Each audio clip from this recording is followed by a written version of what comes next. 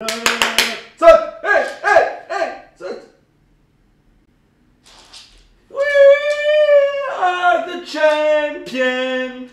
Believe! Qui dit une nouvelle vidéo, dit aussi un nouveau tuto. Et bien sûr, comme tous les autres, étape par étape. Vraiment, je me donne à fond à tout vous montrer pour que lorsque vous êtes devant votre PC et que vous allez reproduire la vidéo, vous arrivez à le faire. L'exemple de la vidéo que je vous donne, ce n'est pas seulement pour reproduire la vidéo que je fais, mais aussi pour faire la vôtre. Après, on travaille un petit peu notre créativité et on fait ce qu'on peut. Je vous laisse regarder le rendu.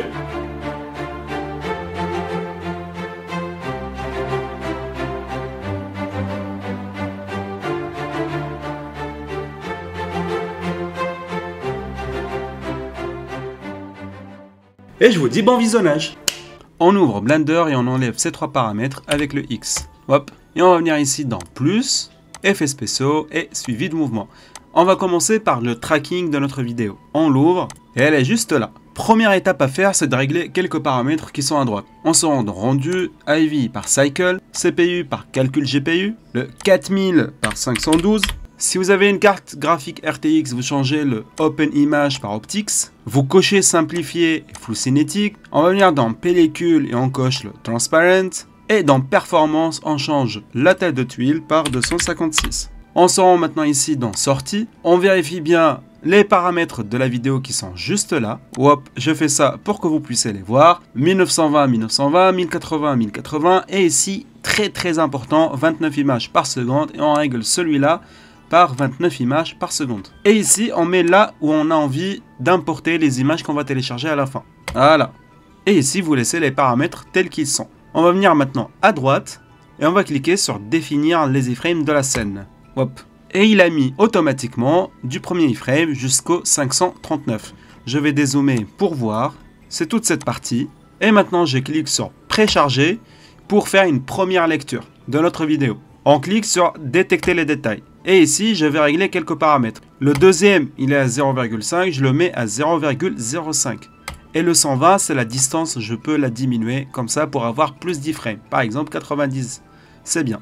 Et ici, position et rotation. Ici, je clique frame précédente et normaliser pour améliorer le tracking. Et maintenant, on clique juste sur ce bouton pour suivre le tracking de la première iframe à la 539. Et maintenant, si on regarde bien le diagramme, il y a du tracking qui est vraiment en train de danser la bachata. Et celui-là, on va le changer. Par exemple, celui-là, on clique sur lui. Et après supprimer avec le X. Celui-là aussi, lui aussi, hop, et je le fais manuellement. Et maintenant, on a une courbe qui danse le slow tranquillement, il n'y a plus de zigzag. Et maintenant, on va aller dans résoudre, et ici on va cocher les trois premiers paramètres qu'on a juste ici, et après sur résoudre le mouvement de la caméra. Maintenant, il va charger, il va nous dire combien d'erreurs nous avons par rapport au tracking. Et là, il m'affiche 0,93. Déjà, c'est bien parce que c'est en dessous de 1. Donc, si vous avez un chiffre au-dessous de 1, chapeau, et on peut aller par la suite. Sinon, on peut encore l'améliorer. On va ici dans nettoyer, filtrer les pistes, et on va mettre la valeur de 10, et cliquer sur le X et supprimer. Et on va venir maintenant dans nettoyer les pistes, et on va mettre l'erreur. Si elle dépasse 1, on va la supprimer, comme ça.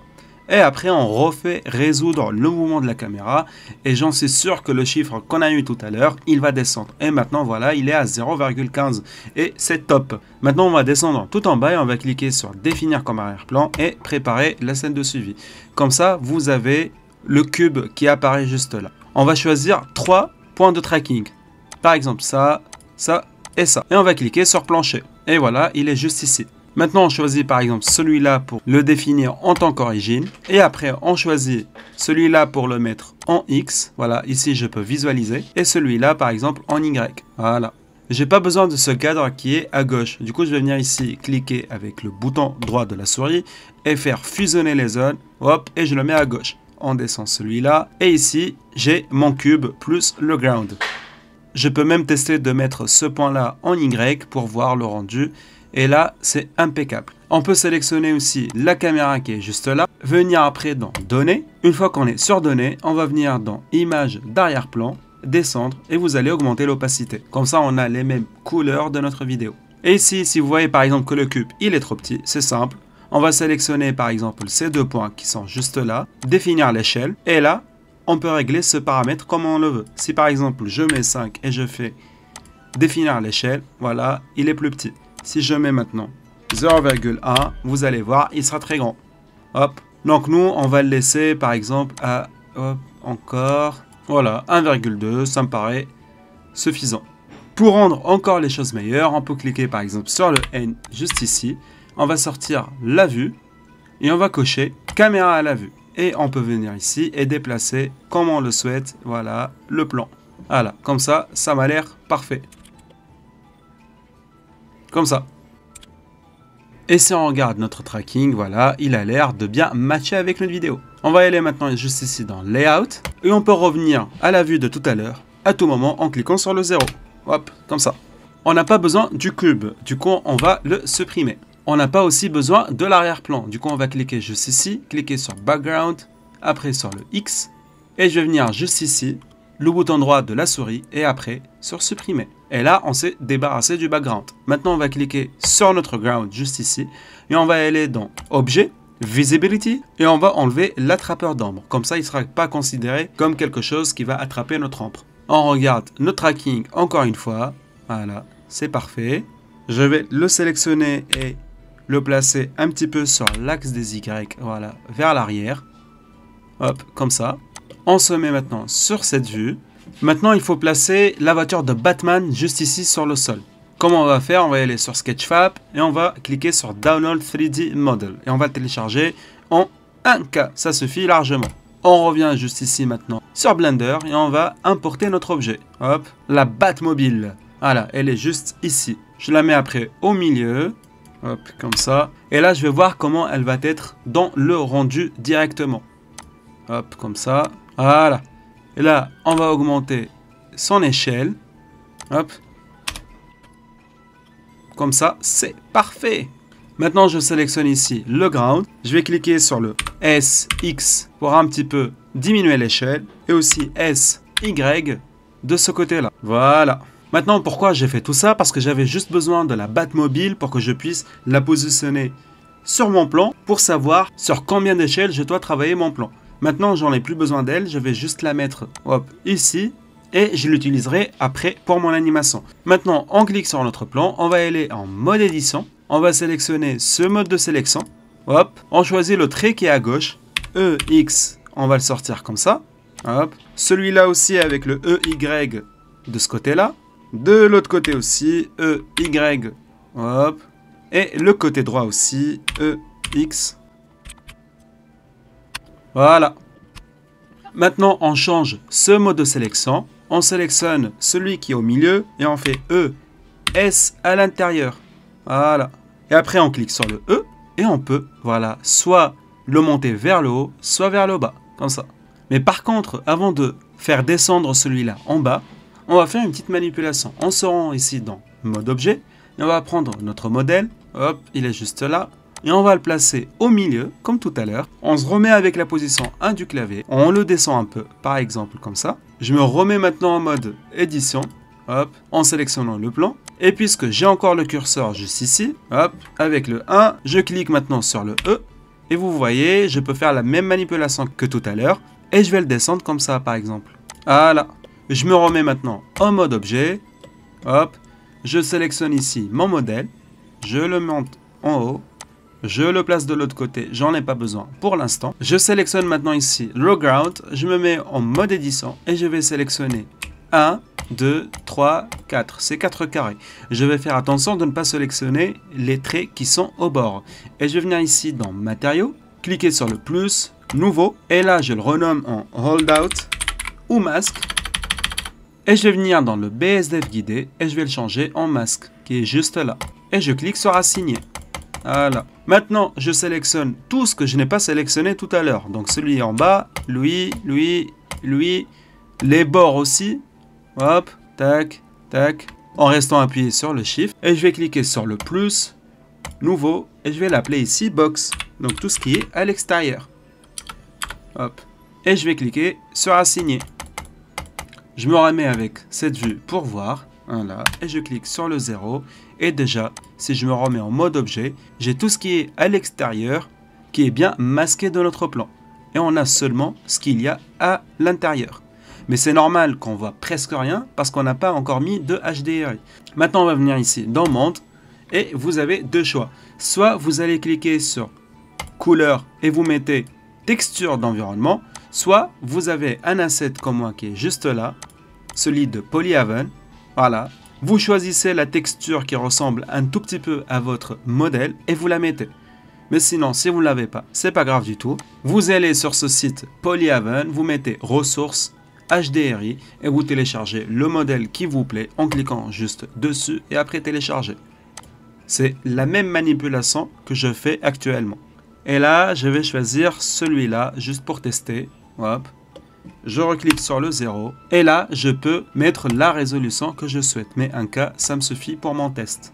Voilà, celui-là, pour moi, c'est le meilleur. Ici, maintenant, vous avez rotation et vous pouvez changer la rotation de l'ombre que vous avez dans votre HDRI. En faisant par exemple celui-là, hop, si vous voyez bien, il n'y a plus ces traits d'ombre. Allez, on revient dans Timeline et comme toujours, enregistrez votre fichier. On va cliquer sur enregistrer et vous le mettez parce que si jamais votre PC ou Blender craque, vous avez encore votre avancée. On peut revenir maintenant dans matériaux et vous vous rappelez, on a fait le box ensemble. Du coup, on peut aussi lui changer sa couleur en cliquant juste ici et après sur la pipette. Hop, et je sélectionne ce rendu là. Voilà, pour avoir un rendu qui ressemble un tout petit peu à ce que j'ai. Maintenant, je vais créer la vitrine qui va fermer le plan qu'on a créé ensemble. Je vais recliquer dans ce rendu là. Je clique sur ajouter, maillage, plan, SX, hop, pour le redimensionner, SY, voilà, comme ça. Et voilà, je viens de le faire en speed et j'ai fermé avec le plan que je viens de rajouter. Maintenant, on se remet avec cette vue qui est juste ici. On va cliquer sur notre modèle et moi, j'utilise un add-on qui s'appelle Blender Kit. Et là, j'ai beaucoup de matériaux que je peux choisir le vert que j'ai envie de faire.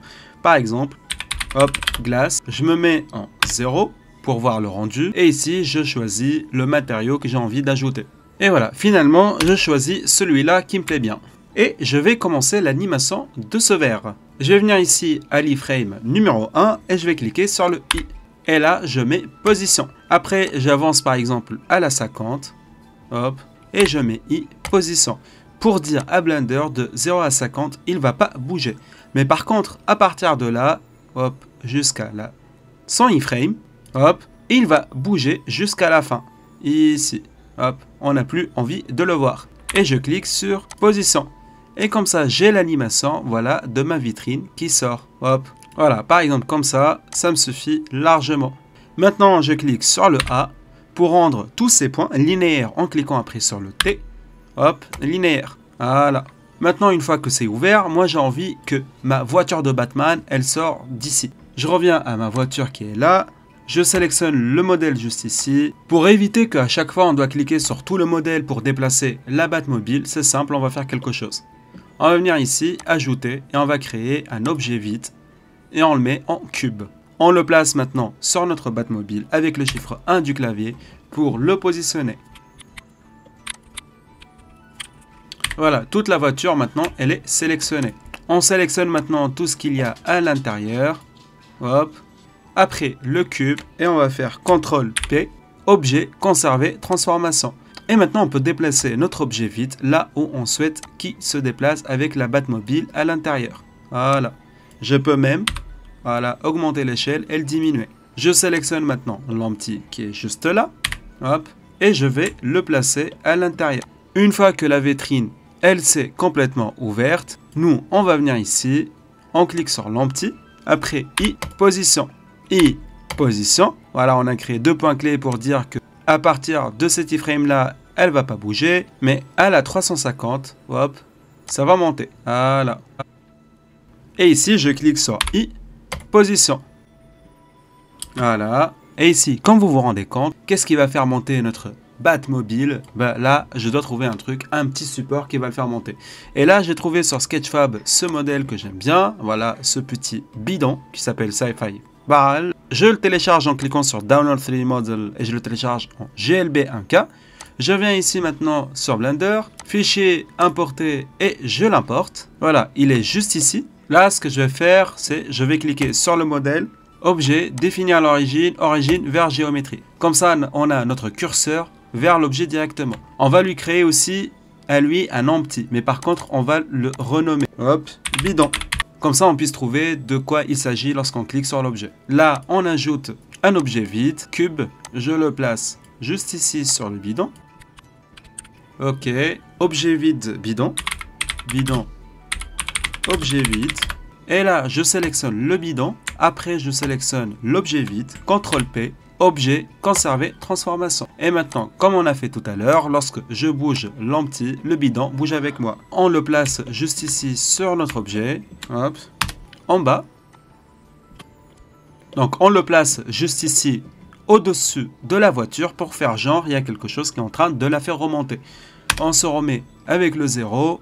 Et ici, je lui fais une position d'abord. Position, rotation et échelle. On voit qu'il n'est pas en train de la remonter. Du coup, on va faire S, Z vers le haut. Voilà, comme ça. I, position, rotation et échelle. Et là, on voit bien l'animation. Encore ici, S, Z. Hop. Voilà. Et là, dès qu'il est arrivé, hop, on va venir à la 400. Et on va la descendre. Donc, S, Z. Hop. I. Voilà. On voit bien qu'elle a remonté et qu'elle disparaît. Je ferme maintenant la vitrine. Ici, on ne l'a pas donné un nom, donc on va l'appeler aussi vitrine. Comme ça, on peut la trouver rapidement. Et là, je ferme. Hop. Et puisque je sais que je vais la fermer à peu près ici, dans la 390, je vais venir là. Hop. Je vais lui mettre position comme tout à l'heure. Donc elle ne va pas bouger de la 150 jusqu'à la 337. Et ici, hop, puisque je sais qu'elle va commencer à se fermer, je la place au plein milieu. Hop, je regarde bien comment elle est placée. Et je clique sur I, position.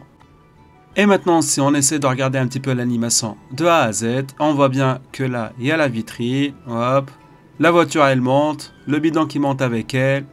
Il descend après. Hop, et la vitrine qui ressort. Et maintenant, on va rajouter de la lumière à notre scène. Ajouter. Hop. On va rajouter soleil. On le place juste en dessous de notre voiture. Hop, comme ça. On regarde les ombres, comment ils sont. Bah, je vois le poteau ici et les humains à droite. Bah, je vais suivre le poteau. Hop, je me remets sur 0. Je clique maintenant sur le soleil juste ici. Je viens dans données. Et ici, je peux lui augmenter sa force. Hop, voilà. Comme je peux la diminuer. Je peux aussi changer l'angle du soleil qui fait la réfraction sur notre voiture. Là, ça me paraît parfait. Maintenant, on peut tester notre rendu, comment il va apparaître, en cliquant sur le F12. Hop, je clique. Et voilà. Si vous êtes satisfait de votre rendu, maintenant, il ne reste plus qu'à cliquer sur rendu et rendre l'animation. Merci à vous d'avoir regardé la vidéo et je vous dis à la prochaine.